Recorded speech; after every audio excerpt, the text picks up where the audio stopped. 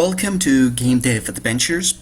I am Lizarazo, and here you can find my information. So you can get my blog, Twitter, Twitch channel, my game templates that you can download and check many of the things that I'm doing, and of course my YouTube channel where I'm uploading all my videos. And you can see, well, you can send me questions or comments and, well, whatever you want me to check for next videos. So far I have created 2 videos around functions. I am going to create a third one. I'm not entirely certain if I have enough material for a fourth one, but hey, I'll try to see if we can cover this really interesting subject. But right now I am just going to show you this little example that I created here for you, or that I'm going to create in front of you. Of course, you can imagine that this is going to be, let's say, a small calculator. It's going to be quite simple, and of course, it's just going to illustrate an aspect of functions. So in the previous one, I didn't cover this, so in case that you missed that on the first video, I'm just going to add the function plugin. Now I can call functions. And the second thing is that how is it going to work, at least for the example that I'm going to create, is I am going to be able to add a number here in this text box, a second number, and then depending on the button that I click, I'm going to have a different operation, and I'm going to show the result here in this text, right? So really what I want to work with today is how to set the returning value of a function.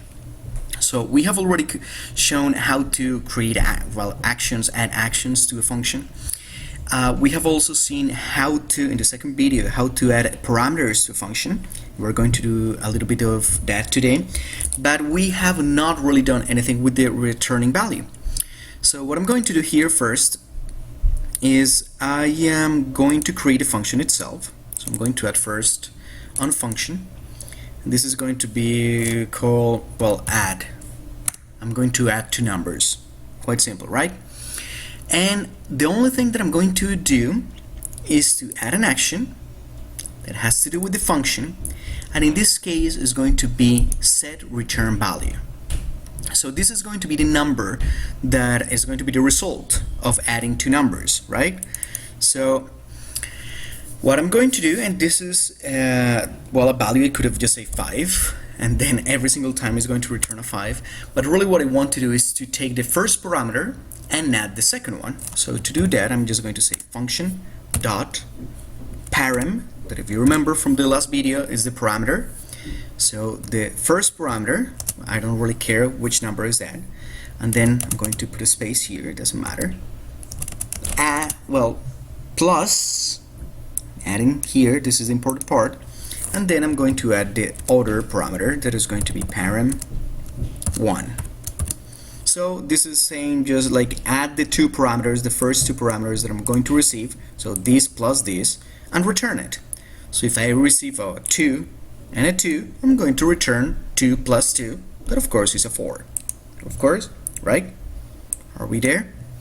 Okay, so now how am I going to do it? How am I going to call this function? We have it here, but we need to call and send the 2 parameters.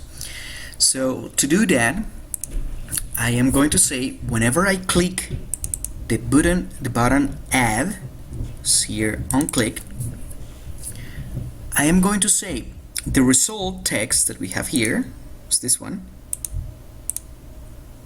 result. I don't know why do I have result 2, whatever, result. I'm going to set the number, and here we should call the function. So if you remember, I'm just going to do it here for a second. I was calling the functions in a different way. I was doing something on the terms of add. Well, it was add, and then I would start adding the 2 parameters here, and that would be it. But this one does not give us the chance to set the returning value to anything, so that's why I'm not doing this. I'm just going to delete it. Well, I'm going to disable it, so this is not going to be called, and really I'm going to put here the value. So this thing we have to write a little bit. It's quite unusual on construct 2, but we have to do it. In this case is function dot call, the open parenthesis, and the first thing that you have to do is put here the name of the function that you're calling. In this case is add. So I just put add. You see, it's matching exactly what we had. And then I'm going to say comma, and if I just wanted like 2 and 2, I would just say 2 comma 2. That's it. So I'm going to try to test it with this. So let me see if I have it here. And Explorer. I could do it with Edge, but let's do it with this. And right now I'm going to just trick it because I'm just going to say plus, and it should have a 4 here. And there you go. Now, if I want to put another value here, like 23 and 12, this is not going to do anything because I'm just sending always 2 and 2, so it's always going to get a 4. So now let's modify this. I'm going to change this to for the value that we have. I'm going to show you in this text box that is called num1. This one is called num2. So to do that, I'm going to modify this to, and I'm going to say num1, that is the first text box, dot text,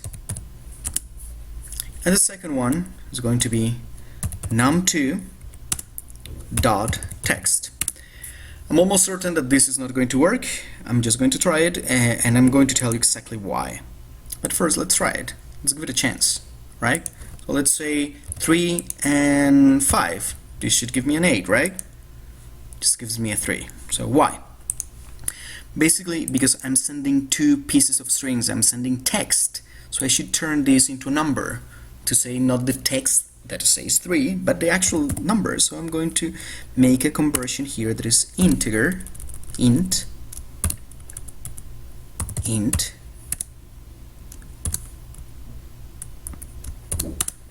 So I'm going to put it here. So the 2 parameters that we have here are calls to, well, the text that we have there, but we convert them to numbers with this integer, this int that we have here. So now, if we did it right, I should be able to say 12 plus 13, it's a 25. So that's correct. Now, let's copy really quick what we have, and let's finish this calculator. So what I'm going to do is actually I'm going to copy 4 times, well, or 3 times more, this thing here, and I'm going to say, hey, this function is going to be called subtraction,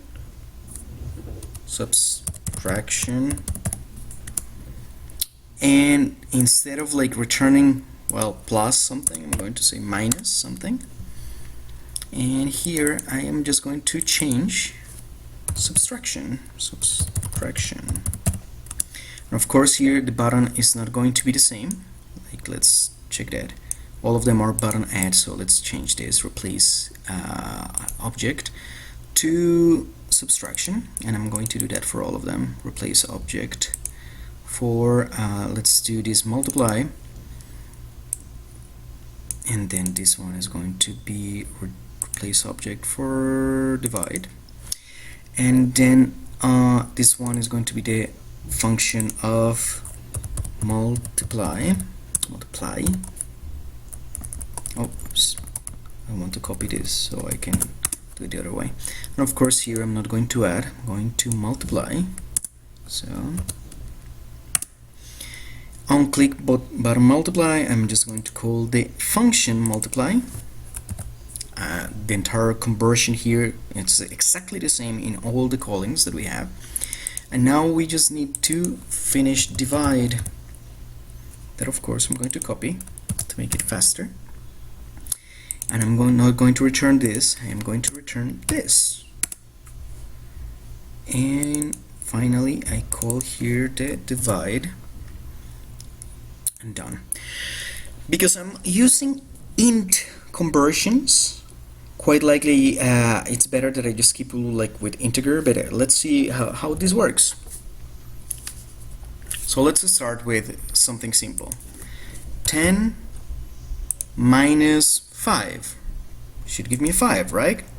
That's good. Now, if I press multiply, it's still going to take these two numbers, so it's going to do 10 times 5, that is 50. And now if I press this, it should be 10 divided 5, then it should be a 2. That is really good. Now let's say that we do something a little more complicated, that it should give me a floating, like a decimal point here. 10 divided 3, 3.3333. Guess what? It works. Now, the only problem that we're going to have here is, what if I just say something like 10 divided 3.45?